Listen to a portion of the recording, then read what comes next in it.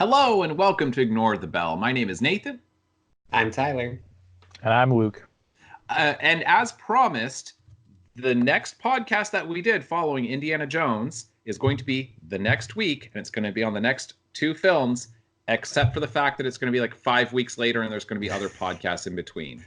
Just like what you have in this franchise of you think that there's another one coming and then wait 20 years and then it finally shows up. So we're keeping on theme here.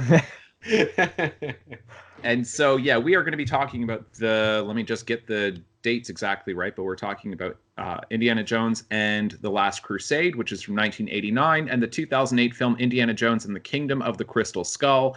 And we might touch on the fact that there's going to be Indiana Jones 5. We might discuss that a little bit within the podcast. And the way we structured this, and just before we get into it during the introduction here, I just want to explain, we didn't want to just talk about negative stuff, which is why we structured it this way. So basically, the plan was we'll kind of go good, bad, and just to know at least where I stand. This is, I don't know about you guys, but at least where I stand, then I'm like, all right, Raiders of the Lost Ark is great. Temple of Doom, I really don't like. I think it's got all kinds of problems, which you can watch that podcast and hear it there, my thoughts on that. And then Kingdom of the Crystal Skull clearly is a fan favorite, which is sarcasm. A lot of people did not like Kingdom of the Crystal Skull, but a lot of people like The Last Crusade. And I think that that's fair to pair those together and say, that's kind of good, bad. And so does that mean Indiana Jones 5 is going to be good? I hope so. Yeah, that'd be great. That'd be wonderful. Is Sean Connery still going to be in this thing? No, wait, he died in not in real life, but his character died in Kingdom of the Crystal Skull. Yeah, I totally forgot about that. It's got a photograph of him and that other dude from the university, and then Indiana Jones just looks at them and he's like, "Yeah, everyone's dead." Basically, that was basically it. Yeah. All right, so we'll get into all of this, but before we do that, we do have a sponsor for today's podcast, and you know what it's going to be. Now, listen, folks, refrigerators are getting far more complex than ever before. You've got Wi-Fi on these things. They can make ice. They can make basically whatever you want. They can order things from Amazon. But hang on. Before you spend thousands of dollars on a refrigerator that's going to be connected to the internet, have you ever thought, what would I do in a nuclear disaster? And if you're looking at that refrigerator, believe me, that's not going to protect you. What you need to do is you need to go old school. You need to get a lead-lined refrigerator. Forget the Wi-Fi. Forget the ice maker. Forget all that extra stuff that's on there. The screen, the camera inside, all of that. Get rid of that refrigerator. That will not save your life. This really is a matter of life and death. Lead-lined refrigerators will protect one member of your family. The rest of them, they're all going to die. But one member of your family will survive if you crawl into the refrigerator. Now, if you're fairly wealthy, you can get 4 or 5 of these coffin type things and just throw them in your garage. You don't have to plug them in. In that case, if there is going to be some kind of nuclear disaster, whether it be Iran, North Korea, who knows, then just tell your family, get in the lead-lined coffin. It will save your life somehow. Somehow. It will save your life. Lead-lined refrigerators, make the right decision. Buy one today. Yes, absolutely. I mean, who doesn't want one of those in their house? I literally have got 3. There's only 2 people in the house, but I've got 3 just in case. I got some books I want to protect. Wait, so the sponsorship, nuclear bomb. And you just took all 3 of the fridges that they gave us? It was supposed to be one for each of us. Sorry, guys. Sorry. You're in Canada. You'll be fine. You guys will be like, if there's ever a disaster, that's when you're going to be able to take advantage. You're like, oh, all right, we've got all this like great real estate to the south of us now. Yeah. Who's going to attack Canada? I mean, really. Yeah, I've always thought that. I'm like, nah. We'll just politely ask them to stop. Right. Right.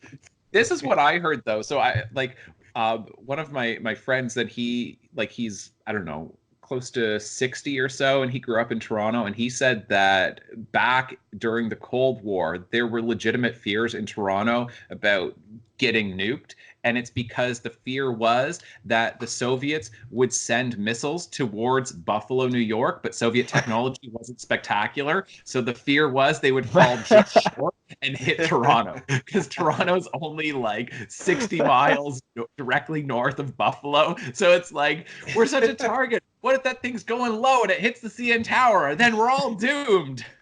Oh man, so they weren't worried about the fallout. They were just worried about actually being hit by mistake. Yeah, hit by mistake. That was the great fear for Canadians in the 60s and 70s. Oh, that's such a Canadian thing right there. Yeah. Nobody would hate us. Nobody would want to hurt us. But what if by mistake this happened? Of course they'd want to destroy Buffalo, but us? That would just be an accident. Oh man. All right. We are going to get into all things refrigerators, as well as a couple things about Indiana Jones. Right. We might touch on Indiana Jones. All right, folks, that's a glowing endorsement. Enjoy. Oh man, I wish this discussion could go on forever. Ignore the bell. We're gonna keep going, people. All right, so we are talking the 1989 film Indiana Jones and the Last Crusade, and the 2008 film Indiana Jones and the Kingdom of the Crystal Skull. So we have already done one podcast on the first two Indiana Jones films, and now we're talking about the next two in the series. So, I mean, I've already introduced this, but basically, I think the Last Crusade is obviously much better than Kingdom of the Crystal Skull. However, I will say that Kingdom of the Crystal Skull, I really do think gets criticized far too heavily. I don't know what film franchise people were watching and what they were expecting. It's what kind of expectations did you already have? Did you not see Temple of Doom? Right. I don't quite get that. And them jumping out of the airplane in Temple of Doom on that raft, sliding down the Himalayas, ending up in a rushing river. It's not even frozen. And then they're in India, and they're in a fairly temperate part of India. All of a sudden, I'm just like, but you guys had an issue with the refrigerator getting nuked and being thrown? Yeah. I mean, that was bad. But so was the raft. Right. Yeah. Yeah, no, all right, so with the nuking the fridge thing, then I do think that that is a horrible moment. But that, yeah, there are definitely a lot of moments in Temple of Doom that are, just as ridiculous. Mm-hmm. Right. The one thing that I will say about the fridge scene is it feels like something that was written in the 80s, and like or even like, because it was a genuine belief back in the 40s that if you hid it in a fridge that was lead lined, you'd be safe.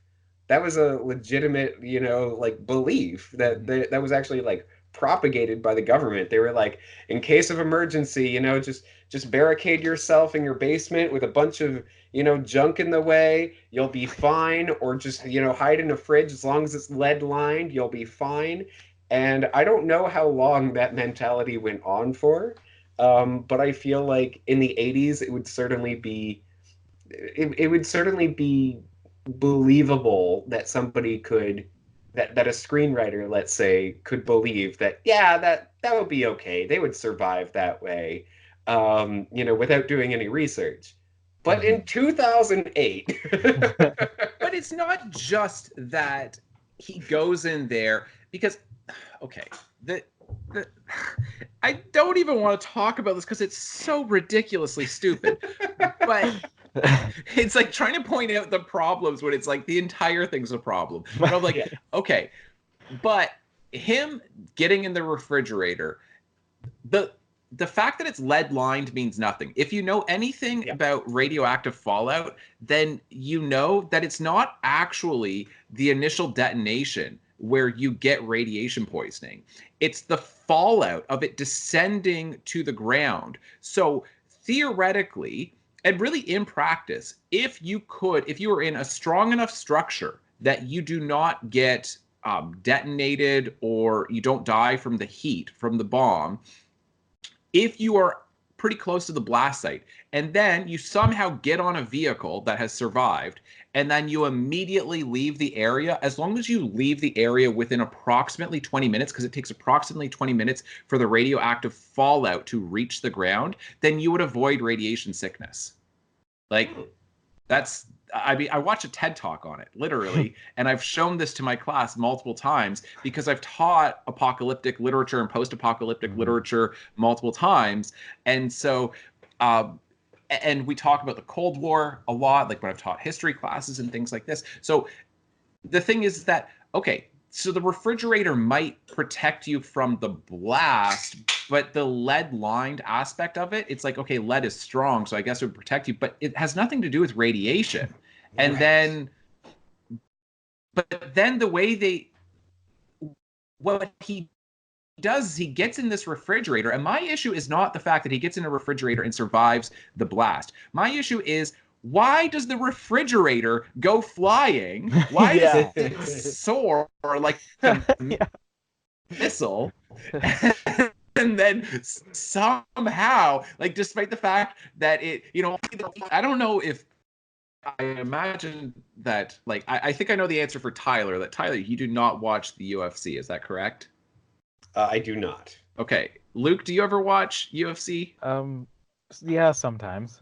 Okay, so just a couple of big events ago, then Jorge Masvidal did a flying knee to Ben Askren, and it was literally an 8-second fight where the fight started and he just jumped and his knee just hit Ben Askren in the head so perfectly that the dude was asleep before he hit the ground. Literally just boom, like that.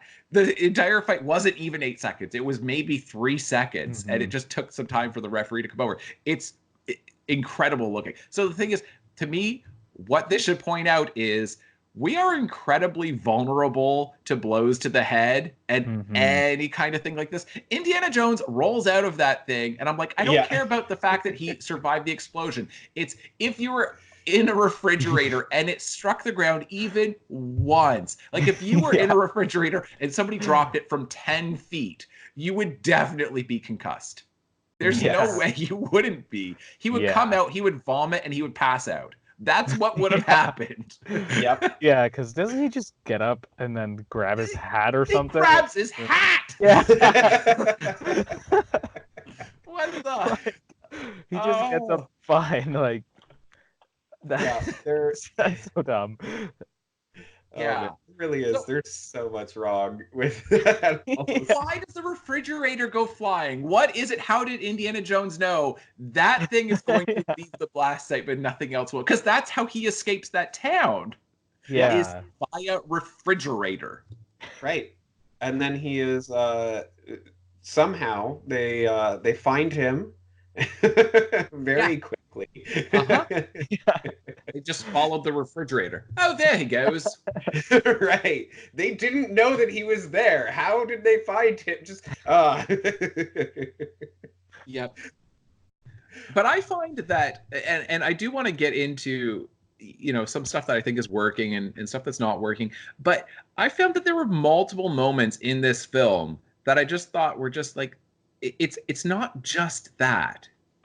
Like when Indiana Jones, like the one scene that really bugged me was Indiana Jones and Marion when they're in the quicksand pit, and then Shia LaBeouf like literally is using a snake to pull them out, and this works. Yeah. What? Yeah. What? Number one, I don't think it's that easy to just find snakes, even in South America. I don't think just like around every tree is, oh, there you go. There's another one. and then it just like unfurls perfectly, and like you can just pull. It's like that's vertebrae. I don't think that it just is like rope. Yeah, and that snake is going to support the weight of these people. That's what I'm saying. That if somebody, basically, imagine this: if somebody was in a quicksand pit, a 200-pound man, and then somebody grabs you by the legs from a tree, and they say, "Grab onto my head, you're stuck." I just pull, you would get a broken neck for sure.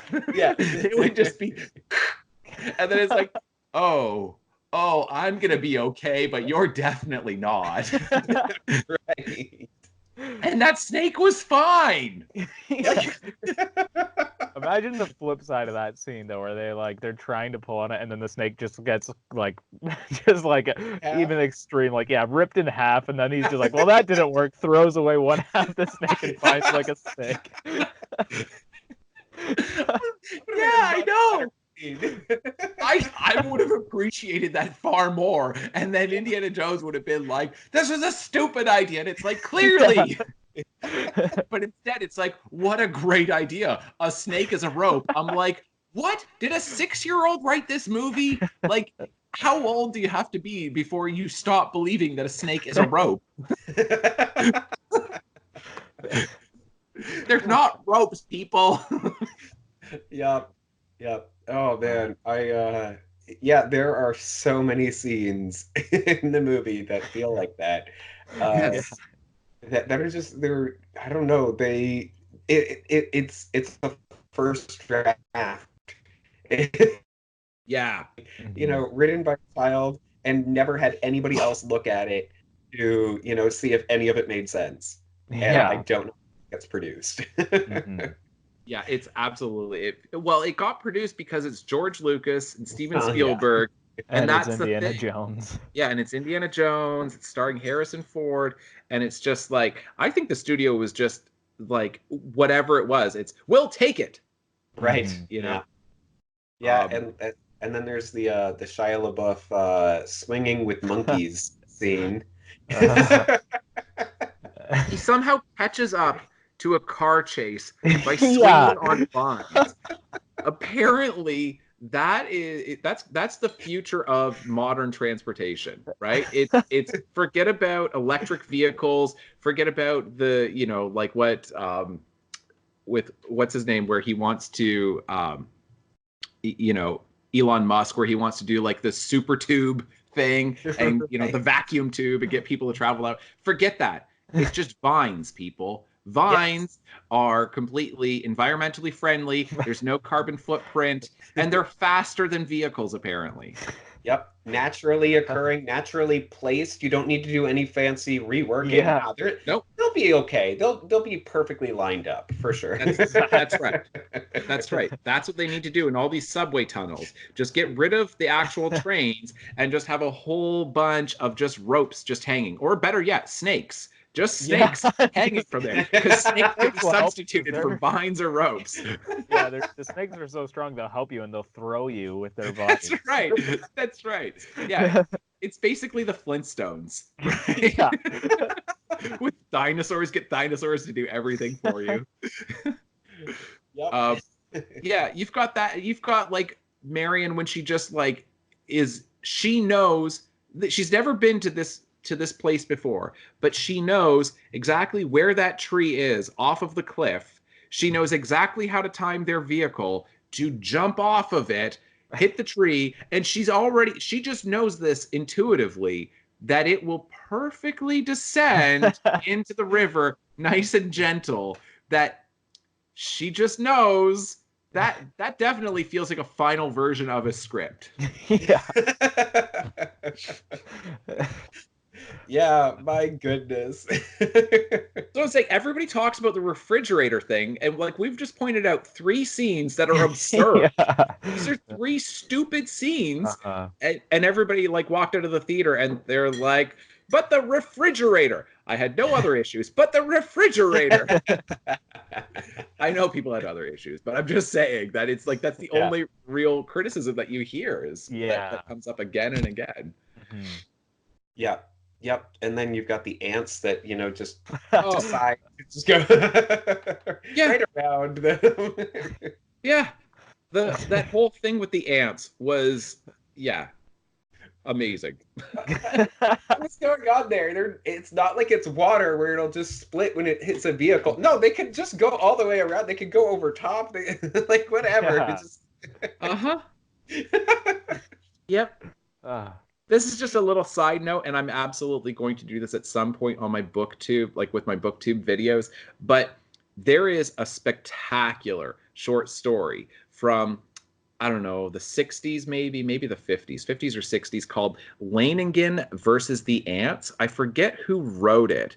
I'll see if I can find it here while we're talking. But Leiningen versus the Ants, and it's literally about this village in South America, and there is just this invading swarm of ants, and it's just like, these ants are going to murder everybody, and it is such a great action story, and like it gets into the whole history of ants, and like according to the story, and I believe that this is true, at least at the time, for human history at the time, that if you took the combined weight of all the humans on Earth and then the combined weight of all the ants on Earth, ants actually occupy more weight. Like they've got greater mass than humans. So it's like you get super creeped out when you're reading this. You're like, oh no, if these things turn on us, we're all doomed. right. Yeah, it's a great short story. And like watching Kingdom of the Crystal Skull, then I'm like, there's a much better version of these South American ants devouring people than this movie is giving us. And I'm worried that people will then, if they ever hear about that short story, they'll be like, just like in Indiana Jones, it'll be like, no, it was like 50 years before this.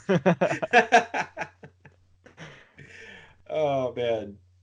All right. There's a lot of bad there. Yeah. Do we want to go on to talk a little bit about some of the good in the Last Crusade? Can we just generally talk about plot though with Kingdom of the Crystal Skull, and then we'll get into the Last Crusade, because okay, here's something. I'll say something positive here about Kingdom of the Crystal Skull.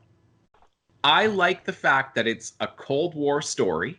I like the fact that you've got these villains where it's the Soviets. I like the that they've infiltrated the United States and they're trying to steal an artifact that they believe may have power. Yeah. Okay? I like everything with that because it really fits with the Indiana Jones franchise. Because and it's a logical next place to go, because the National Socialist Party of Germany, right, the Nazis, were really an existential threat to the Western world, to Europe and to North America, where it's like, we have to stop the Nazis because they literally have got world domination on their mind. And then you get into the Cold War, and it's like, we have to stop the Soviets because they literally want to have a communist revolution that spreads to every part of the world. They want communism to be the dominant ideology that takes over the entire world. So it was this battle going on constantly for world domination. And it's basically capitalism and democracy versus communism.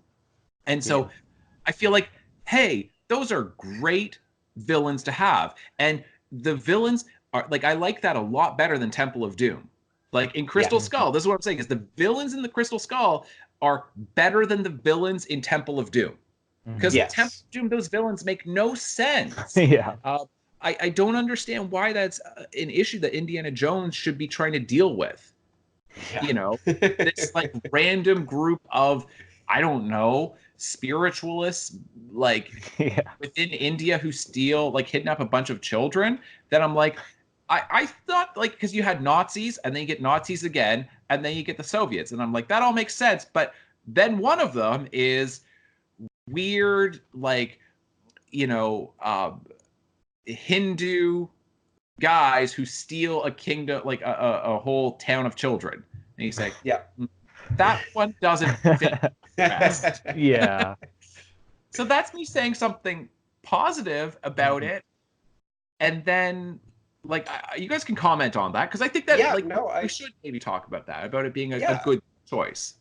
I absolutely agree. I think that Yeah. that is very, very true. It's I think you've phrased it very well, where it is um, the next logical step from the Nazis, where it makes sense to go to the Soviets. Yeah, and especially when you're dealing with, the time gap that you are, Exactly. You're between the like, films. Yeah. Indiana Jones is battling against the Nazis, and then it's like, okay, but 20 years later, what would Indiana Jones be doing? Oh, clearly he'd be fighting against the Soviets. And it's like, that's a great story idea. I really like that. Yeah. Yeah. I'll even say that, like, I don't mind the fact that it is, the crystal skull that they're going after. I think that that's fine. I think that it kind of, the fact that you actually do bring in interstellar beings, I feel like it's a little bit much, but that's, not even my biggest issue with the film. So Yeah. What's your biggest issue with the film? everything else that we just talked about. Okay. So like execution, writing, dialogue. Yeah. Yeah. Yeah, I mean, I'm not a big fan of, I don't like the fact that it's the crystal skulls and that you're dealing with aliens. And I'm not I don't know. I feel like it could maybe work. It definitely does not work within this film as far as I'm concerned. But he's an archaeologist. So, and I know that you can say, yeah, but there have been crystal skulls that have been found, and it does appear as though they were polished and they were not actually, you know, sculpted, and and the indigenous peoples of, North America and South America did not have that ability to do this. So where do they come from? But then there's all this stuff that kind of debunks these things as being hoaxes from the 19th century. And so I'm like, I don't know, but I wish that it was an actual myth that had any kind of history behind it. It's such a modern myth that I don't like that. Because Indiana Jones, as an archaeologist, is dealing with these myths that have been in human culture and history for hundreds or thousands of years, and then you get this thing that's just, it's such a recent thing that it just, because there was no mythology behind the crystal skulls until they started finding them in the 19th century. Right. Yeah. But the two films that I think work best, then you're dealing with the Ark of the Covenant, which is clearly explicitly documented in the Old Testament. And so whether you believe that it's a real thing or not, there's clearly an entire group of people at the time, thousands of years ago, who believed that this was a real thing.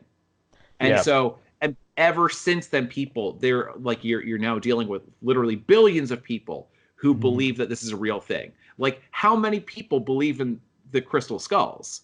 Like, you could probably fit them all in a room, like in a single room at some conspiracy convention. And then you're looking at the Holy Grail in The Last Crusade, and you're like, okay, well, there's a whole mythology behind the Holy Grail that's about 2,000 years old. And you look at human history and you're like, all right, well, then you're also dealing with, billions of people who believe, at least whether they believe that it survived or not, but anybody who's a Christian does believe that there is the cup that caught the blood of Christ, or like, when the water spilled out of him, like, you know what I mean? There's a whole group of people who believe in this artifact to some degree. And then you just come up with this modern myth. So my issue is not so much the aliens aspect of it. It's that there's not a rich history behind it. And one would think that an archaeologist would care about something that's got, or even just Indiana Jones within the franchise. And the two films that work best are the ones that are exploring that really well-worn territory and then doing something new with it. They're these familiar myths that we want to want to see, oh, wouldn't that be cool if Indiana Jones found that thing that we all kind of suspect is really out there? Or, we wonder, is it real? And then he finds that thing and you're like, cool, within the movie, it's at least real and it's got magical properties. Yeah. No, that is that's definitely a fair point. I do feel like, if they decided to go with the crystal skulls, then they could have made it, some kind of like, I don't know, some kind of crazy creature that's been living underground for, 1,000 years or something, or 500 years. So that way, then, you don't have to get into the whole alien thing. But you're absolutely right that we didn't need to go with the crystal skulls, that we could have gone with, any, and there are so many different religions or cultures with different histories, that different historically significant objects, that we could have gone after any of those. Like, world mythology is just filled with them. Luke, go for it. Like, it's just like I don't know why they, because in the previous movies, then it's like the artifact itself that does something, but in this one, then it's like, I feel like the crystal skull doesn't do anything. It's just that once, then they just find those interstellar beings, but like, why doesn't the artifact do something like similar to the Ark of the Covenant? Like when you open it, then it kills whoever's looking at it, or in the Last Crusade, when it's the Holy Grail and whoever drinks it, then they can survive death. But then like with this one, it's just kind of like not that important, really. So I feel like if the artifact itself did something, then it would be a lot more interesting. So I think they should have gone that route rather than just making it be like, oh wow, we found interstellar beings, when it could have been like, wow, look at the crystal skull and what it can do. Yeah, it's such a strange thing because the plot structure of this and the goals within the film are so different from the other ones, because the other ones, it's, we need to see if we can find this thing. We need to see if we can find this thing. And it's like, we found it, right? In Raiders of the Lost Ark, then it's like, okay, the whole movie is leading up to the search for, the quest for the Ark of the Covenant. And then finally it's there, and you get the last like 20 to 30 minutes of the movie of trying to recapture it. And then with the Last Crusade, then it's, we're searching for Holy Grail. We're searching for the Holy Grail. And then with this one, the opening scene, here's the artifact. It's literally the opening scene. And then like, I mean, I guess you don't actually see it, but basically it's right there. And then it's like, all right, we've got this artifact. We now need to get this thing to this other place. Why? Because. I also feel like out of all the things in Indiana Jones, like out of all the artifacts, I feel like the crystal skull is the only one that's a MacGuffin. Like, the other ones are like, they're special and they can do a specific thing, but then this is just like, it could have been any object, really. It's interesting because the crystal skull plays more the role of like the amulet or whatever from Raiders, where it's like, oh yeah, you put it on the staff and then it shows the location, but totally. It's like, but that's in order to get to an artifact. Whereas in this one, then it's like, we're gonna use it to find a kingdom.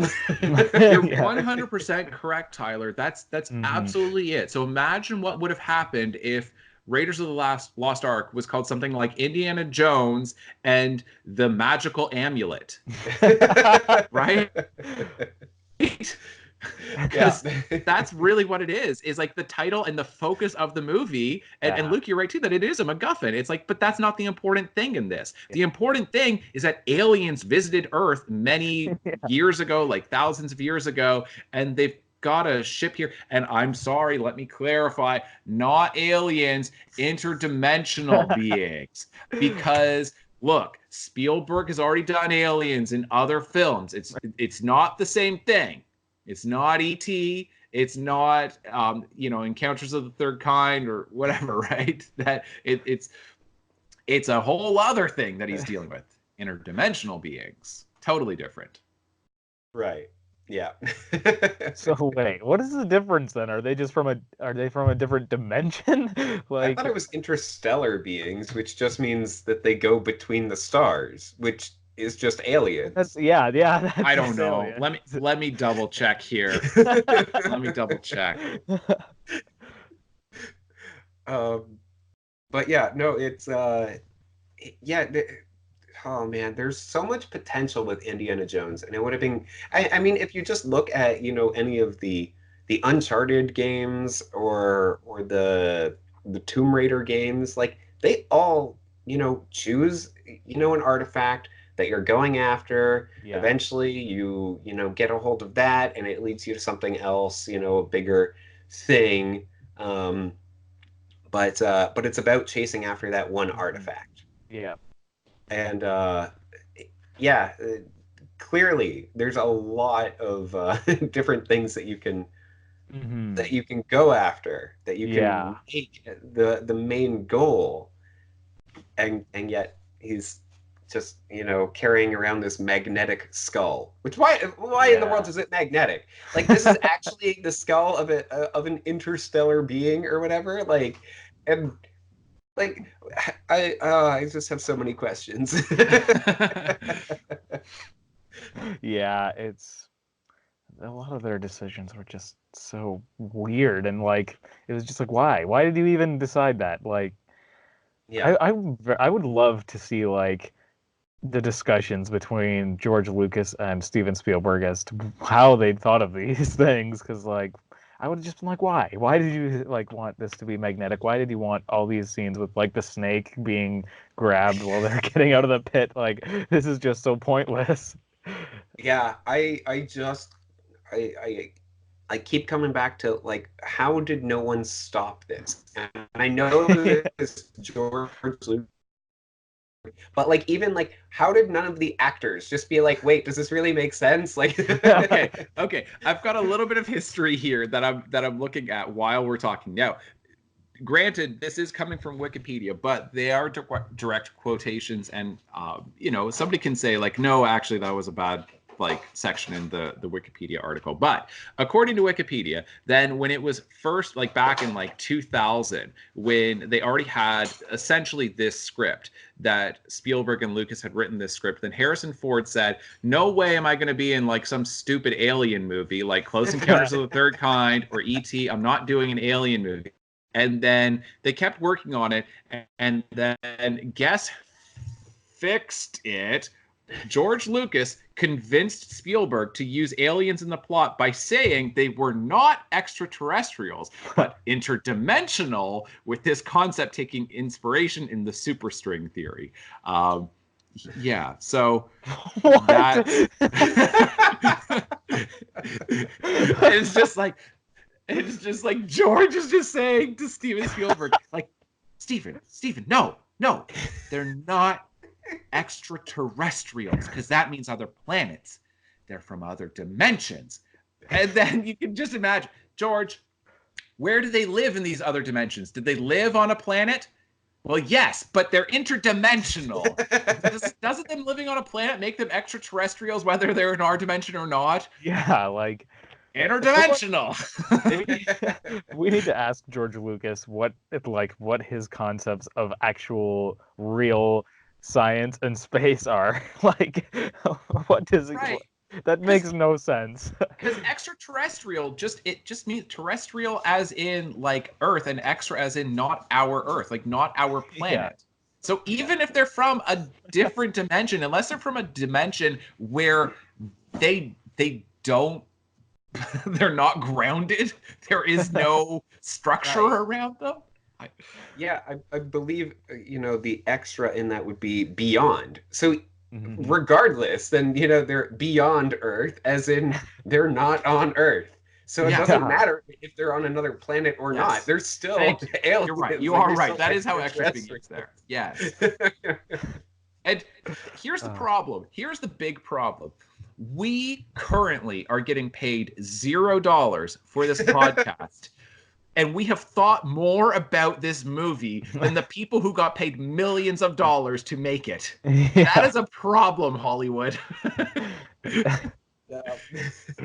did they ever have this conversation? I mean, clearly they had some kind of conversation, according to that, of those two saying, no, I've got the problem. Harrison doesn't want to do an alien movie, interdimensional.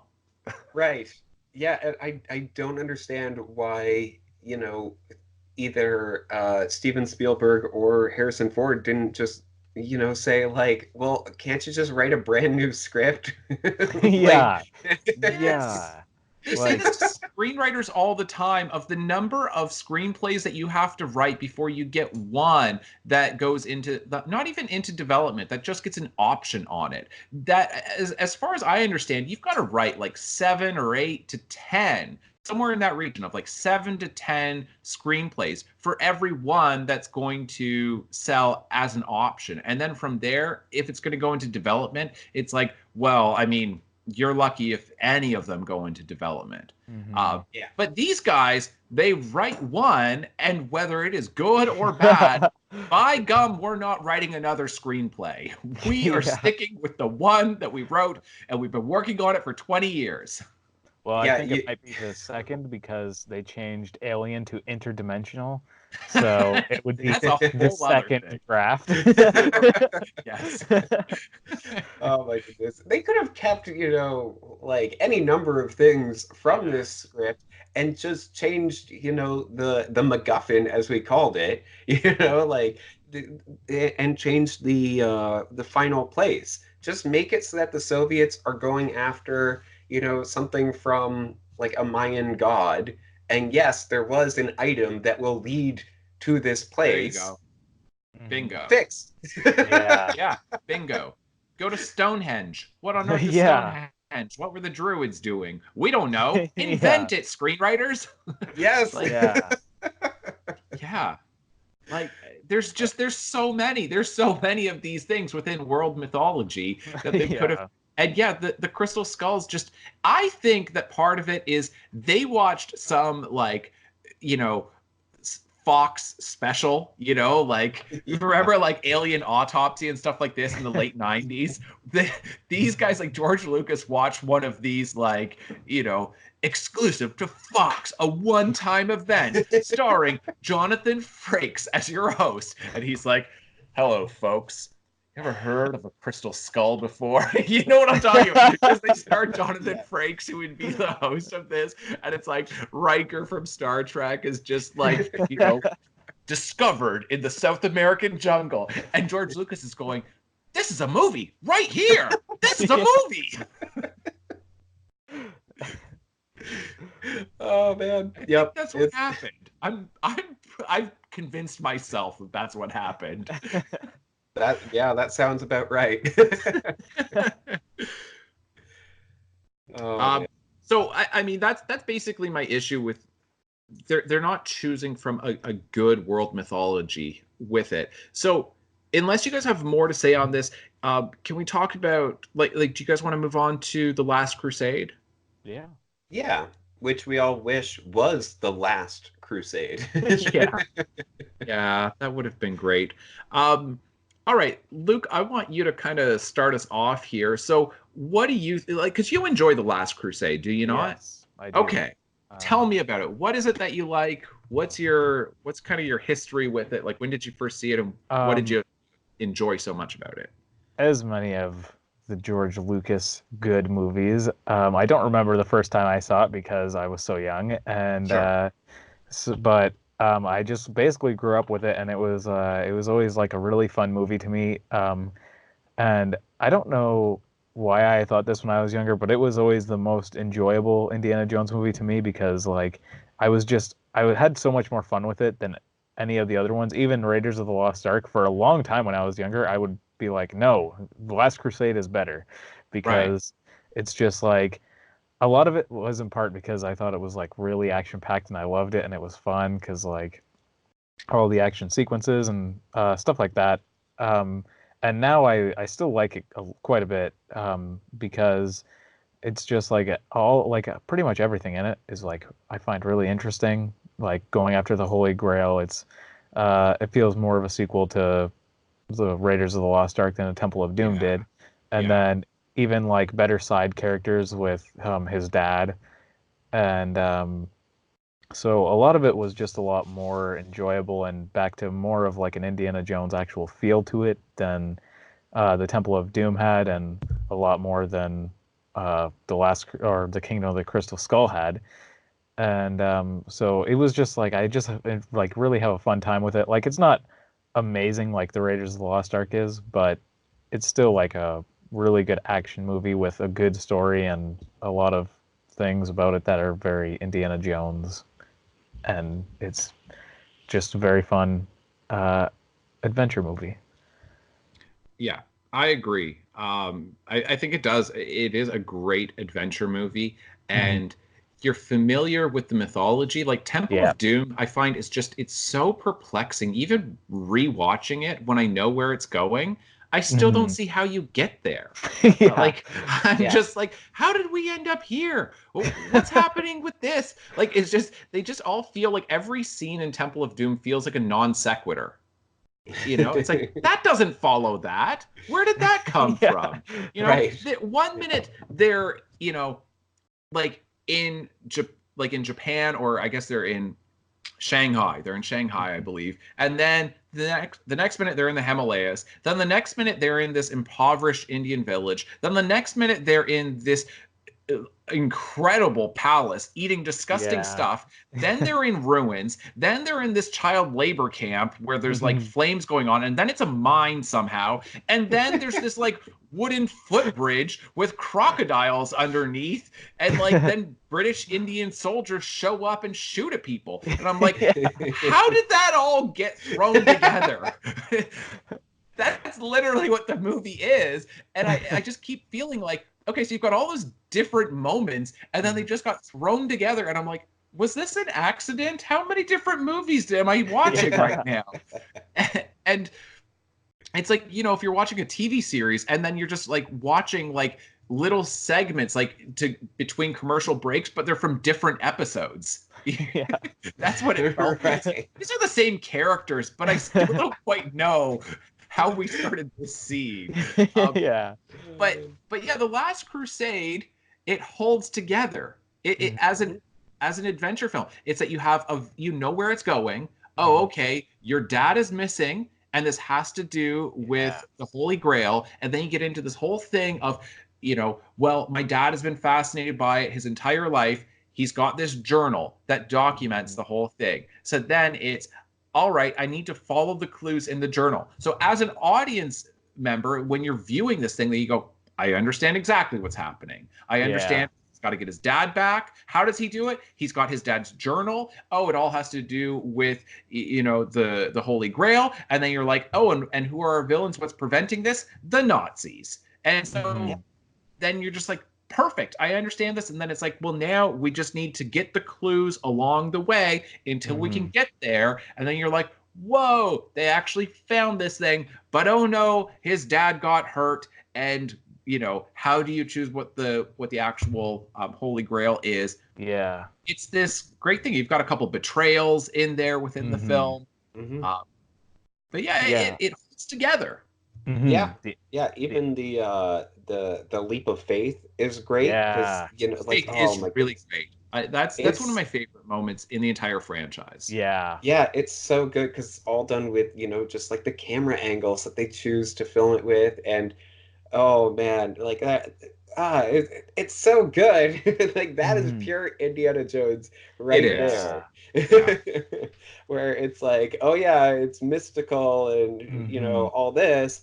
Oh, but there's actually, you know, like solid things here, right? Like it seems like it's, you know, all far off and impossible, and then there's some kind of explanation to it, and it's just it's great. Now I had seen Kingdom of the Crystal Skull before seeing The Last Crusade. And I've seen Kingdom of the Crystal Skull multiple times. I've only seen The Last Crusade once, and it was like 2 months ago. Okay, You've got to confess even more. How many times did you see Kingdom of the Crystal Skull in the movie theater? At least twice. at least. That's what he's willing to admit to. This is all your only fault, remember Tyler. twice, but I feel like there might have been a third time. You have a repressed memory of a third time. Just like you in the theater alone at the end of its run, just filled with shame, just eating popcorn. No! I'm a mess. Get your life together. Stop paying money for this. Yeah, no, absolutely. Because I feel like it. I know that I saw it at like my friend's uh, birthday party. We just like went to the movies, and that was what movie they decided to see. And then I also saw it with our dad. Um, I don't remember why, but like whatever, he was there, and he's really into Indiana Jones, so we went to go see it. Um, I've said and this before. I just want to jump in here. I want to interject that every man over a certain age secretly believes that he is Indiana Jones. I know I said that on the last podcast. You're like, I don't know why Dad likes these movies. It's because every dude over, I don't know, I would say 45 years old, at least 50, every dude over that age, like between, let's say 45 and 65, they just walked and they were all like, yeah, if I had a leather jacket and a fedora, if I had a whip, I'd totally be Indiana Jones. I could do that. That's how women look at me, right? And everybody's like, no. Wearing white tennis shoes with grass stains on them. You're a suburban bum. What's wrong with you? No, you're not cool. yeah. Sorry, But Tyler. yeah, no worries. I do feel like I did see it like with the whole family essentially. I like we just like all went to the movies, and that's when we went to go see it. And I'm pretty sure that that was the first time, which is why I blocked it out, because the other times then it was just, adding on to the embarrassment. And I remember the embarrassment of having to see it, multiple times in theaters. But I'm pretty sure the first time was the time where I was just like, that was so bad it can't even be a thing. Right. But yeah, so I did see The Last Crusade just a couple months ago. Oh my goodness, it was so good. Yeah. Yeah. It's so good. And again, just like Raiders, then you've got this one object at the beginning which is sort of guiding them along the way, and everybody wants to get that one item that guides them along the way. In Raiders, and it's the amulet, and then in The Last Crusade, and it's the journal. Right. Um, Yeah, there you go. You're right. yeah, and both of them, then it's leading to an object, leading Yes. to an artifact. Yes. Um, There is a formula that works with these films, yes. the films that do this. And for the love of everything, guys, George Lucas, Steven Spielberg, if somehow you catch wind of this podcast, or some production assistant who maybe watches this, can you please pass on the message? This is what worked in those two movies and what Yeah. didn't work in the other two. Yes. Yeah. Because you can go to this, magical city or whatever you want, but they need to be pursuing an object, not the city. They Yes. need to. Yeah, it's. Oh man. Anyway, so There would be Last only Crusade like is. I was just Sorry? gonna say there was only like one exception to that, and if it was like El Dorado or something, but they already made that, and it's The Road to El Dorado, the Yeah. children's movie. Right. Yeah. But yeah, The Last Crusade, it's so good. You've got, an ancient library going underneath it. You've got, Mhm. the Yeah. even the aerial chase is like it's so fun. Yeah. Um, you've got the tanks. Just Yes. literal tanks that are just all like driving along, multiple, and you're just watching. And oh my goodness, it is so much fun. It's so incredible. Yeah. Yeah. One thing that I would say that visually that I love in The Last Crusade, and I think it is one of the best set pieces, let's call it, is them traveling by Zeppelin plane, the Yeah. airship.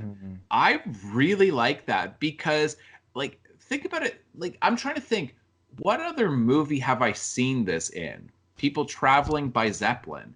And I mean, it really is like people legitimately did travel by Zeppelin in the 1930s and before this in Germany. And I'm like, it's such an absurd way of traveling. Do you know what I mean? It's basically a hot air balloon, but somehow like classier. But I'm like, it just seems like, I don't know. Wouldn't you be faster just if you got on a bicycle? That thing looks so slow that as a means of travel, I'm just like, this is the silliest way of traveling, and yet somehow at the same time, pretty cool. Yes. Yeah, I would absolutely love to go on a Zeppelin ride. Just Yeah. I feel like the views would be incredible, and that would be the biggest selling point. But Yeah. it looks so fancy in there. I'm just like, wow, that's a full restaurant. I know. I want to know. I know there's only a couple blimps left in the United States. That I was just reading about this. It's an interesting thing because I guess helium is in short supply at this point, and it's a real problem for scientists because scientists use helium for various experiments to legitimately try to develop whatever it is, new technology, medication, like who knows, like all these different things that chemists and scientists are using. And instead, so number one, it's really expensive and it's in low supply, and it's because of everybody with balloons for people's birthdays. And it's just like, this thing could be a medication that cures cancer, but it's like, we can't research this, we can't fund this because it's like, here, Grandma, have a Mylar balloon. Yeah. Oh, man. So anyway, there's apparently only like 2 blimps left in the United States as a result, like with the Goodyear blimp. And so it's one of those things where it's like, we're going to look back in like however many years and we're going to be like, look at the technology they had in the 1930s. They had airships. We can't do that because we used all the helium. Like, what a weird thing. There's climate change, and then it's like we're all worried about depleting like our resources with oil and gas, and it's like, think about the helium, people. Yep. It's just an interesting thing that I heard. Yeah. Yeah. Oh man, that's fascinating. Yeah. Yeah, it was a scientist who was talking about it on Twitter, and then I got into that whole thread, and I was like, oh, This is crazy. He was like, for the love of God, people, stop using helium balloons. I'm a scientist. We need this stuff for real purposes. And I was just like reading this thing, and I'm like horrified. I'm like, do you know how many times I've grabbed that thing and I've like sucked in so that way I get the super high voice? And I'm like, oh man, I'm depriving science because I want to have a funny voice. At least we've got apps that can do that now, that can change your voice. So yeah, I mean, or just use your regular voice. It's fine. Yeah, you think it's up funny there? enough. Gotcha. That's what I've been told. I'm not funny, just my voice. Unless you went to like do like a lecture and then you just show up after taking in helium and then you just show up and then act like it's normal. That's right. Everyone sit down. Let's get started. Yeah. Everyone would be like, wait a second. What is happening? The exam is next week. We got to get prepared. Oh, man. All right. Yeah, So the Zeppelin. Yes. You know what? Now you're just making me realize that they totally missed the opportunity to have a full scene that took place in like a fight scene inside the blimp part where you've just got Indy fighting this other, big guy, and both of them are just That would have been great. That would have been so great. I would have really enjoyed that. Yeah. Yeah, but I played. Yeah, exactly. Oh, Just these 2 tough guys, but they're not sounding tough. Yeah, so I really enjoy that visual, and like I say, I'm trying to think of like what other film has done this, and yet it really is a real thing. It looks so cartoonish when you watch it, and you're just like, what is happening? Why aren't they taking a plane like regular people? But, right. Yeah. Yeah, they go to a few fairly interesting destinations, but it's like that's not the focus, and I think that's another thing that separates that from Kingdom of the Crystal Skull. Yeah. Yeah.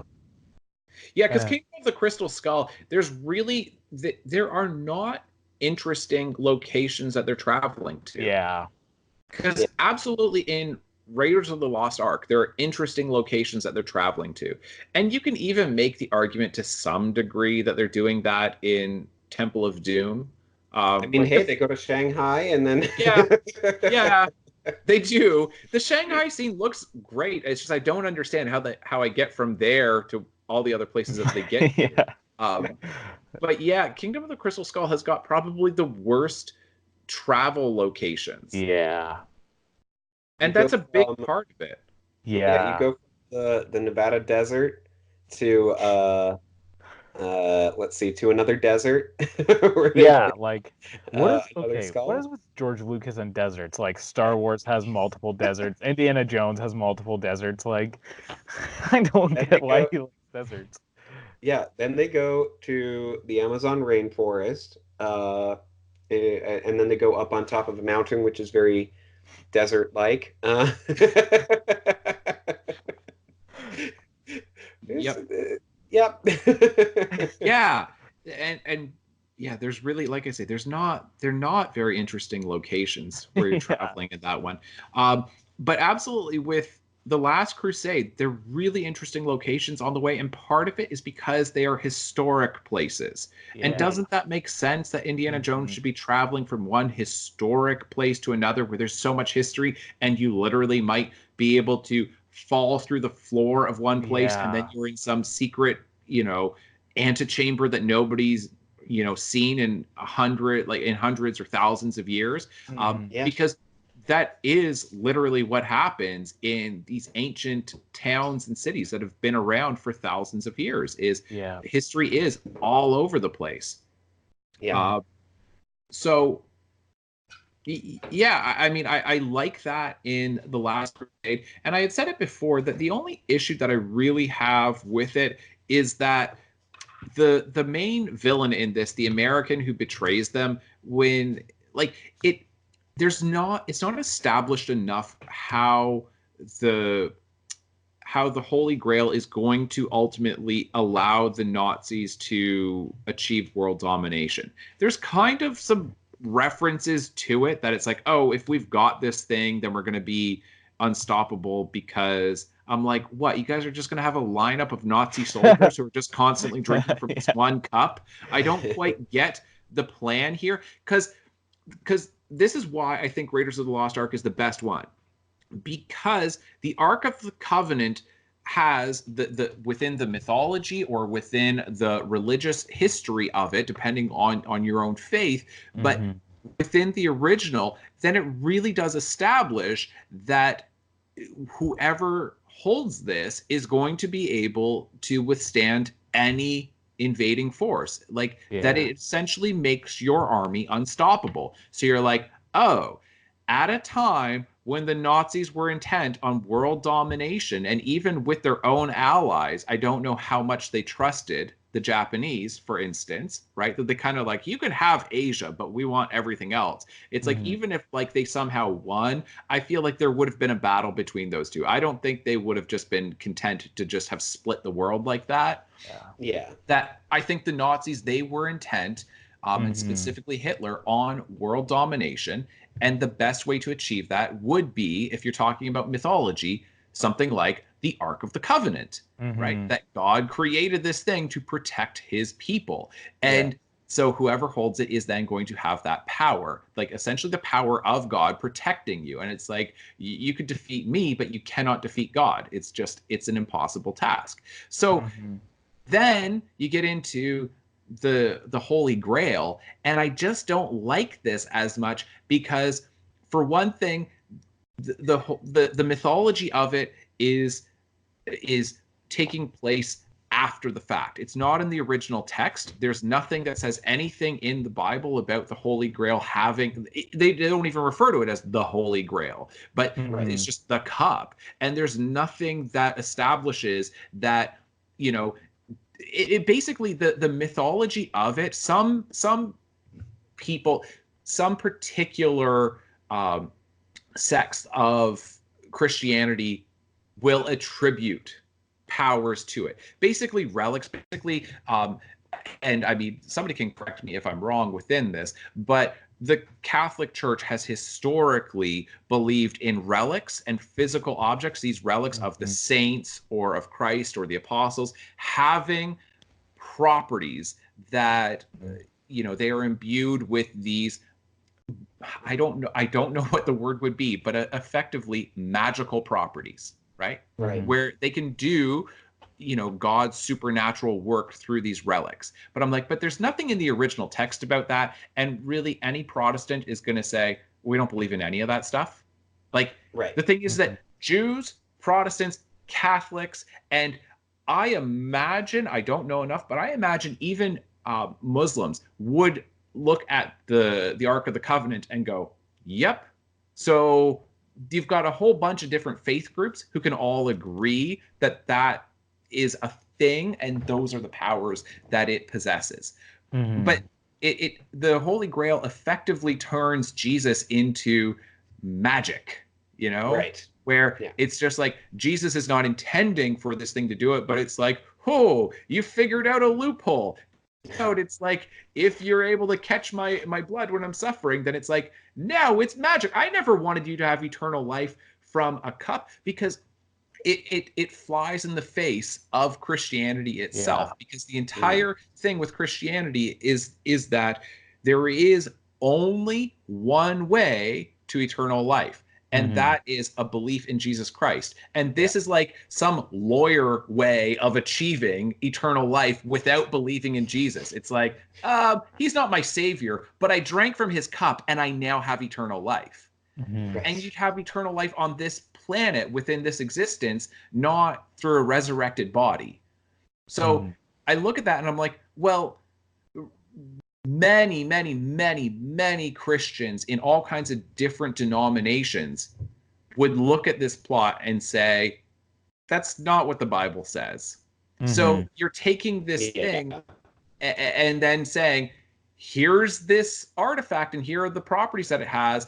And it's like so many different people are going to agree that, yes, the Ark of the Covenant, if you could find it, really would have properties. But the actual Holy Grail, it's like, that's a medieval myth that sprung up, and there's been so many supposed Holy Grails, and this is in the age of relics, when like I mean at the time, then like at one as put in like the medieval period, they're like, there are so many pieces of the true cross that you could build like an entire fleet of ships. Right? Because these peddlers would come to town and they'd be like, I've got a piece of the true cross. And it'd be this little splinter of wood. And then people would pay all their money. And then you look in like their, wagon, and it's just like filled with wood chips. You know what I mean?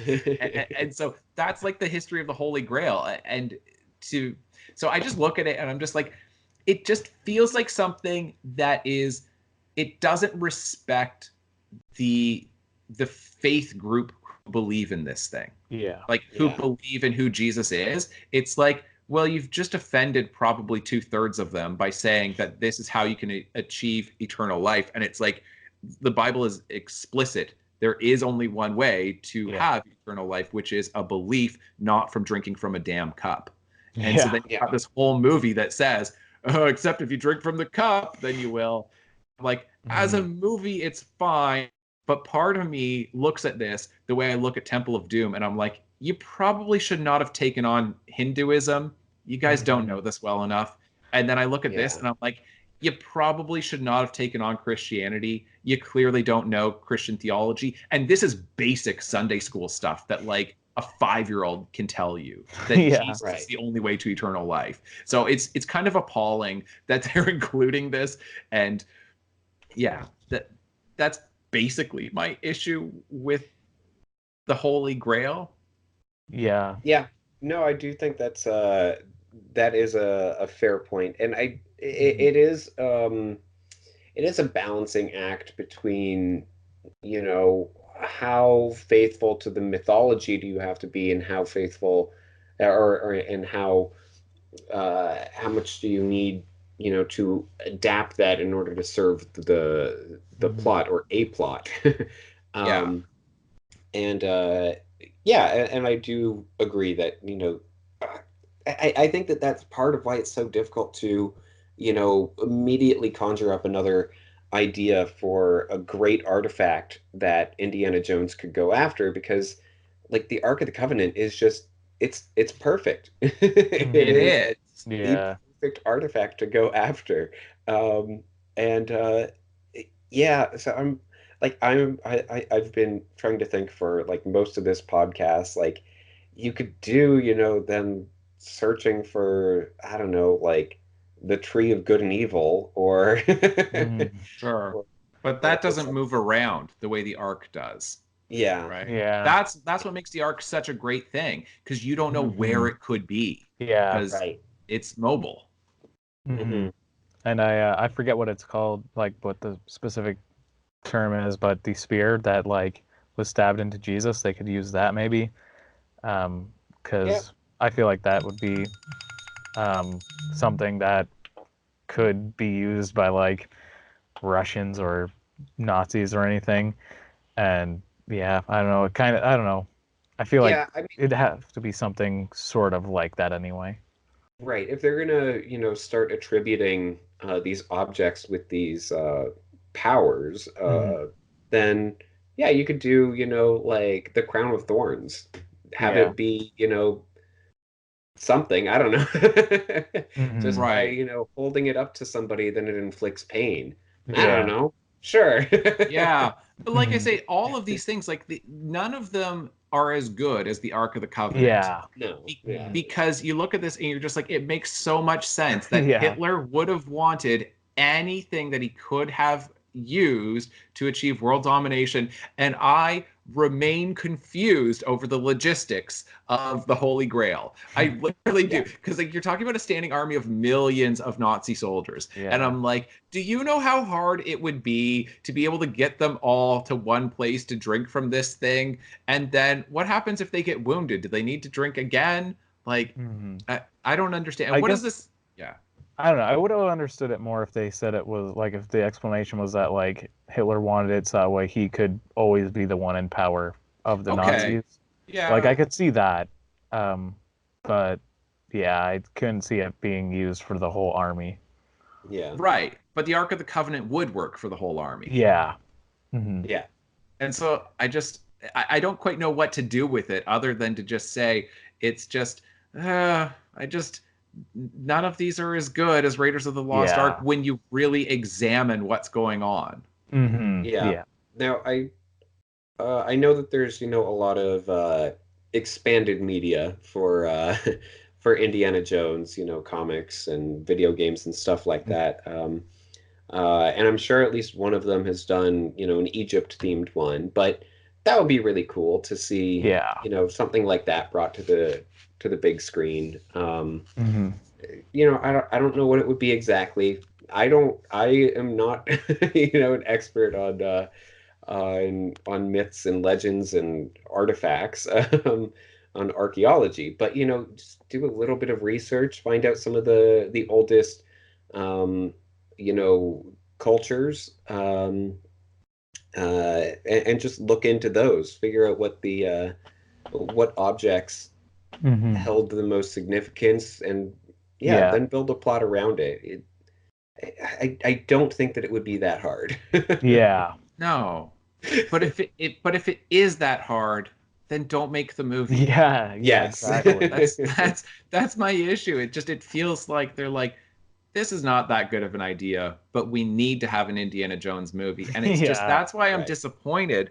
And then I look at this and I'm like, so you can hear like I've got all these criticisms because I really don't have much in the way of criticism for Raiders of the Lost Ark. But Temple of Doom, the Last Crusade, I have issues with the actual object and everything to do with it. And then Kingdom of the Crystal Skull, I've got issues with the object and not just, and obviously the execution of the film. So I'm just like I like one of them a lot, Right.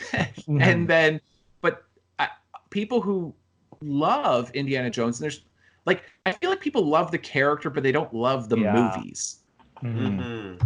Yeah. Because I love the character, but I don't love the movies. Yeah.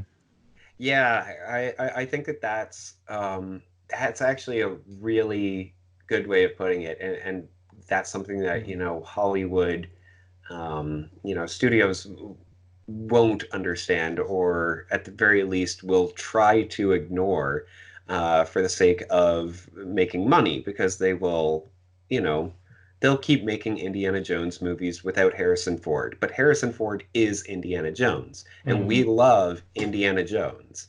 And, as soon as you put somebody else into that role, we're going to lose interest. The more stories that you do, like, we don't care. We're interested in that character who is played by one specific actor.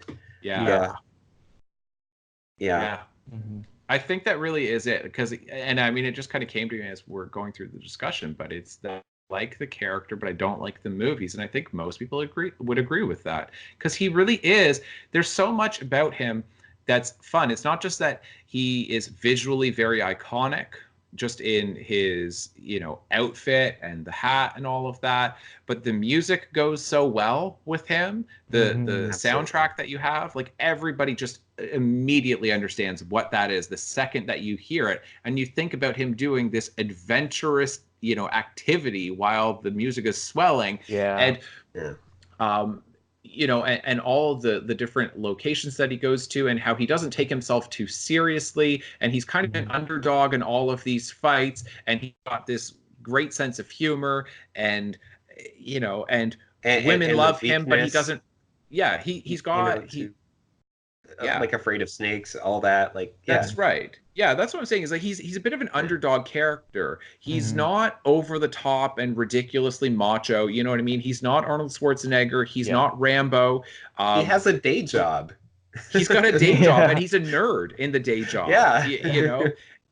And women love him, but he doesn't take advantage of this, right? Yes. Like, he's in the classroom, and you've got his students who are just swooning over him, and he's not like, hey, why don't you stay after class? It's like, he's just like, oh, this kind of makes me uncomfortable. I don't really know what to do. They're my students, and you know what I mean? And then he's got these other women who come after him, especially in Temple of Doom, when she's desperately trying to get him to sleep with her, and she's like, right here, doing that whole thing. And he's like, yeah, but archaeology.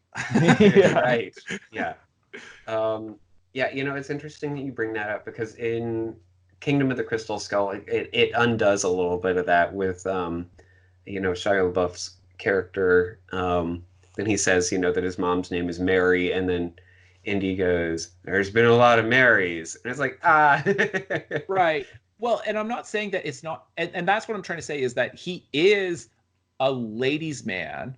Yeah. Because he is a bachelor. So it's very clear that he does enjoy the company of women, and that he's not really interested in a serious commitment, in part because of his job. But I'm saying he doesn't take advantage of the fact that so many women want to be with him. Because if he did, if he was just some, like, hound dog throughout these films, then like James Bond, you know what I mean? Like, I watch, like, James Bond, and I'm just like, dude, would you, like, save the world instead of sleeping with this woman? Like, it's like, and like, but no, if he has an opportunity to sleep with a woman, he's sleeping with her, you know? Right. Like, Temple of Doom, Indiana Jones had multiple opportunities to sleep with, what's the character's name? It's a boy's name, isn't it? The woman? I don't remember. Like George or something like that. But, yeah, it really is. I know that it's a boy's name. But anyway, but it's like he doesn't do that because he's trying to save all of these children who have been kidnapped. And it's like he's got his priorities where they ought to be. And I think that you can kind of respect that as an audience member watching him, and as a character, where you say he could have any woman he wants, but he chooses not to because he's got some integrity and he's working for a higher purpose. In this instance, if he wasn't in the midst of this big relic hunt and adventure and trying to stop the Nazis, then sure, would he sleep with her? Absolutely. However, that is not going to trump the goal that he has right now, which is he's in some ways self-sacrificing, right? That he's willing to put his own romantic life aside in, for the greater good, essentially. Mm-hmm. Yeah. Mm-hmm. Yeah, no, absolutely. All right, I want to touch on the opening of The Last Crusade with young Indiana Jones. Oh, yeah. Right. I feel like it's something that a lot of people kind of try to forget. Yeah. It should be forgotten because, yeah. Yeah, it's not the best. Yeah. You got this whole, this whole sequence where, I mean, I've only seen it once, but racing on the train, and then he falls into a box of snakes. And that's how his fear of snakes. Yep. And because they how established name, because somebody else, had that name, and he decided to take it on. Yeah. Yeah. And the fact that the entire thing, and this is, I really don't like that, because it undoes so much of who he is, where you think, oh, he is this, he's such an American icon until you get to this movie, right? And what I mean is that we think about the image of the ultimate American hero, and it is a rugged individual, right? America's all about individualism. And so, your hero is this rugged individual, because in other cultures, then they praise the group, right? That, like, let's say within Japanese culture, then it's how well you work as a group and as a team, and they don't praise individuals like that, right? I've pointed this out to my students before, where it's like, okay, who's the founder of Microsoft? Like, answer the question for me, because I just want to prove my point here. Who's the founder of Microsoft? It is Bill Gates. Right. And then what about Apple? Steve Jobs. Yeah. Steve Apple. Steve Apple, according to Donald Trump. Steve Apple. Or, like, let's say Tesla. Elon Musk. Yeah. There we go. Who's the founder of Toyota? Something Toyota. Right. Exactly. Who's the founder of Samsung? No idea. Mr. Samsung, right? Like, we don't know. And this is my point, is that in America, we go, individual, lift him up on our shoulders. He's our champion. We love the individual. And we love the fact that he is an individual and he stands on his own, and that it's just like he kind of bursts out of the mold, and it's just, nobody is like me. And then you look at this and you go, oh, he is just a complete fraud. He's a forgery of this guy that he's been playing this role and trying to live up to this archaeologist that he sees just very briefly, this glimpse of the guy when he's at this formative age, and you go, so he's been faking the whole time? Like, he's trying to play a role? And you go, but I thought that Indiana Jones, I thought it was natural. I thought this was natural charisma. And instead, you're like, oh, he's pretending to be somebody else the whole time. Yeah. So, in other words, that sucks. Yeah. Yeah. I just wanted to bring it up because it is, a very crucially negative moment in, what is otherwise, for the most part, a very good film. Yeah. Mm-hmm. Yeah. Yeah. There's some good and some bad to just about every film. Mm-hmm. And, it is worth pointing that out. That there, we've mentioned some good things about Kingdom of Crystal Skull. Yeah. And, then there's also some bad things about Raiders of the Lost Ark, and with the Last Crusade.